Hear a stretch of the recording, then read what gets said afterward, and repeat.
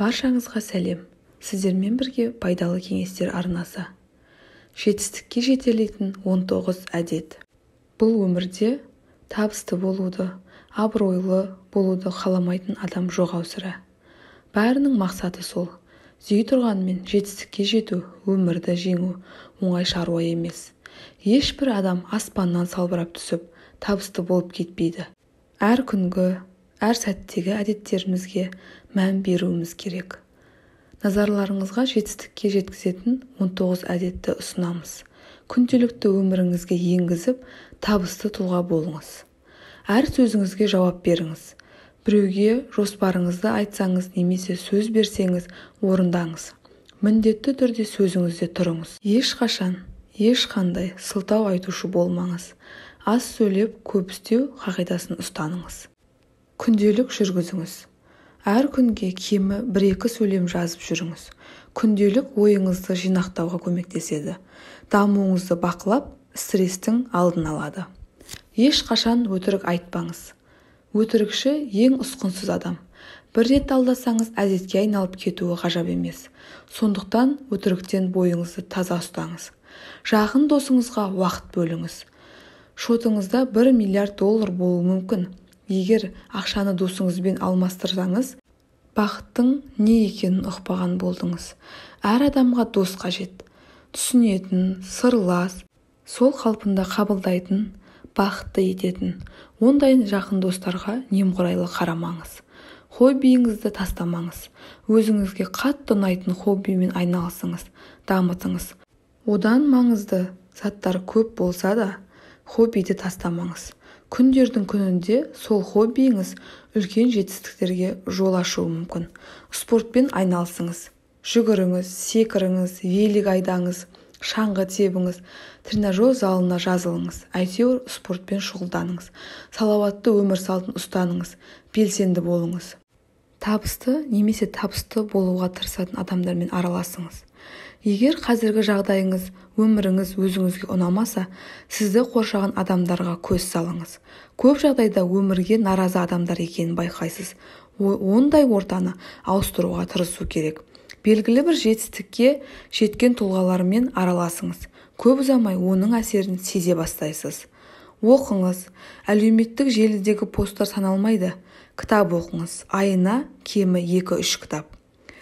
Мақсатыңызды нақтылаңыз.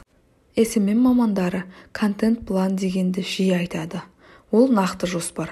Әлеуметтік желіге салынатын посттар және уақыты белгіленіп қойылады. Бәрі алдын ала жоспарланып, ұсақ түйегіне дейін ескеріледі. Сол секілді сіз де өз өміріңізді жоспарлаңыз. Мақсатыңызды нақтылаңыз. Уақытын белгілеңіз. Уақытты тиімді пайдаланыңыз. Әр қадамыңызды жоспарлап басыңыз. 24 сағат аз көріну мүмкін, алайда тиімді қолдансаңыз жетіп артылады. Қажет емес, зиянды нәрселермен шұғылданып, уақыт кетірмеңіз. Көрікті киініңіз. Үстіңіздегі және жалпы сырт келбетіңіз өзіңізге ұнаса, сенімділігіңіз жоғарылайды. Көрікті киінсеңіз, айналадағыларыңыз да басқаша қабылдайтын болады. Сыйластығы артады. Адамдардың көбі сізге киім арқылы баға береді. Ойланыңыз және медитация жасаңыз. Сіз әрдайым жоғары сапалы, өнімді режимді бола алмайсыз. Өз өміріңіз жайлы ойлануға уақыт арнаңыз. Онсыз өмір сабақтарын ұғып, игере алмайсыз. Сіңіре де алмайсыз. Өзгелерді үйретіңіз. Кез келген істі меңгеріп жатсаңыз, басқалармен бөлісіңіз. Өзіңізді эксперт маманы санамасаңыз да, жаныңыздағыларға түсіндіріп көріңіз.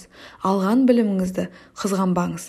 Өзгелерге түсіндіріп үйрету арқылы сол білімді одан да жақсы меңгеріп аласыз. Есіңізде ұзақ сақтайсыз. Ойын сауық пен көңіл көтеруді ұмытпаңыз. Соңғы рет қашан бала тәрізді көңіл көтердіңіз? Аттракционда қашан болдыңыз? Қай кезде ақымақтық жасадыңыз?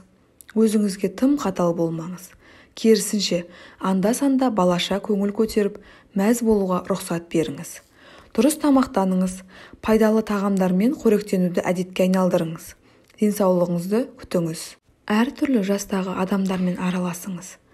Айналаңызда сізден жасы үлкен және едәуір кіші адамдар болсын. Барлық жастағы адамдармен жақсы қарым-қатынас орнатыңыз.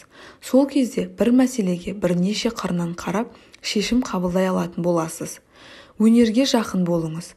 Музей, театр, концерт, кинотеатрларға жиі барыңыз.